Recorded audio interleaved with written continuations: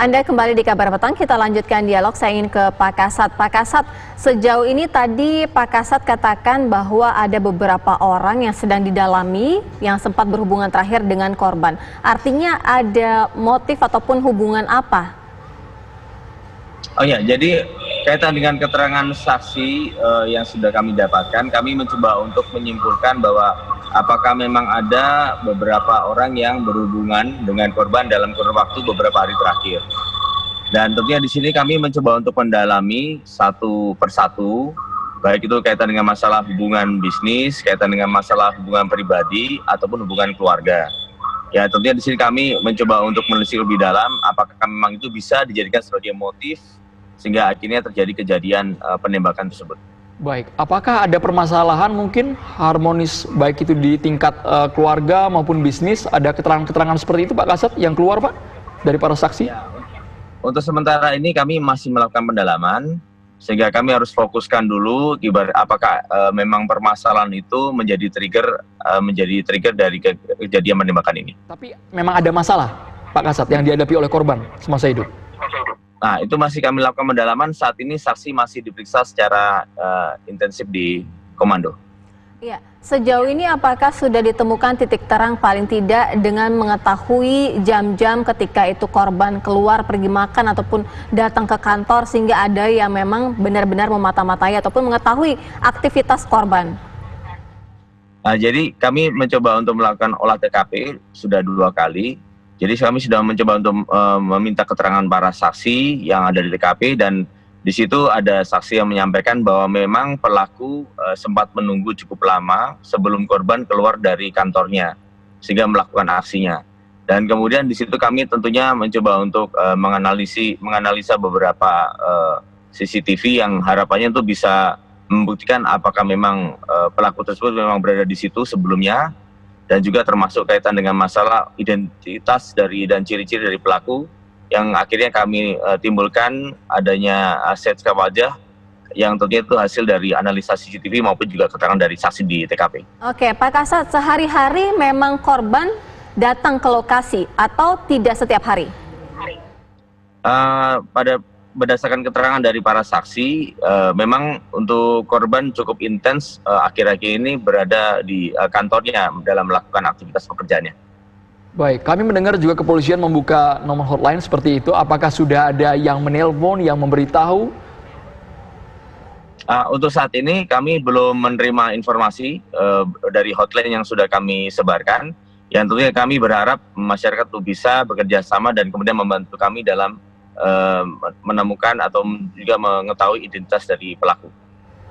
Baik, Pak Kasat, mengenai latar belakang usahanya. Kami selama ini hanya mendengar ia merupakan pengusaha ekspedisi pelayaran. Tapi dalam skala bisnis, Mas, apakah dia memiliki ekspansi bisnis yang lebih luas dengan kota-kota tertentu yang sering ia kunjungi? Mungkin bisnisnya apa saja gitu Pak Kasat? Kita ingin dengar. Oh, jadi untuk korban ini itu memang tidak hanya menggeluti di bisnis pelayaran saja, ada sejumlah bisnis yang korban lakukan juga, itu ada di bidang perminyakan dan juga termasuk perkebunan di sejumlah lokasi di wilayah Indonesia. Baik, terima kasih Kompol Wirdanto. Pak Kasat sudah bergabung bersama kami di Kabar Petang. Selamat kembali bertugas. Terima kasih, Pak. Ya, kalau Mas Reza melihat tadi ada dikatakan ini lebih condong kepada bisnis. Kemungkinan ini bisnis atau lebih bisa mungkin juga karena pribadi hal-hal yang lain? Sekali lagi tentu harus diinvestigasi pihak kepolisian. Tapi studi menunjukkan bahwa ternyata mengejutkan kasus pembunuhan berencana. Dengan kata lain ini berarti pembunuhan bayaran barangkali ya. Yeah. Ternyata motif yang utama sekali lagi bukanlah motif instrumental. Tidak ada sangkut pautnya dengan masalah uang. Tidak ada sangkut pautnya dengan manfaat tertentu dari sebuah kejahatan. Tapi motif yang paling dominan justru adalah motif emosional. Adanya sebuah konflik antara korban dengan orang lain, asmarakah itu, kecemburuankah itu, atau konflik dalam lingkup domestik, itu yang ternyata justru paling dominan. Dari penelitian Anda, konflik apa yang paling mencolok sehingga rela membayar pembunuh bayaran? Asmara. Asmara yang kemudian, saya katakan tadi, asmara yang berubah menjadi porak-poranda. Mungkin kehadiran orang kesekian, atau kecemburuan, atau bentuk pembalasan terhadap penderitaan yang dialami selama sekian waktu. Itulah alasan-alasan utama kenapa kemudian secara mengejutkan ada konflik pribadi ada konflik personal dalam lingkup yang sangat-sangat privat yang justru mendorong Kenapa orang membiayai harus sebuah aksi sampai pembunuhan. sebegitu dendamnya gitu Mas, sampai harus menghabisi nyawanya? Orang menganggap sepele ledakan emosional ya. Orang menganggap sepele yang namanya luka secara psikis.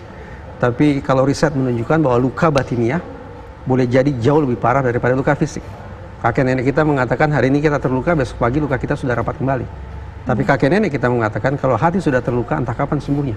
Ini sebuah metafora untuk menunjukkan bahwa ternyata konflik pertikaian yang sangat-sangat pribadi sifatnya ternyata bisa saja berujung pada sebuah aksi kejahatan yang luar biasa. Aksi kejahatan yang luar biasa, tapi kan juga berdampak yang luar biasa untuk pelaku. Itu tidak terfikirkan karena emosional itu?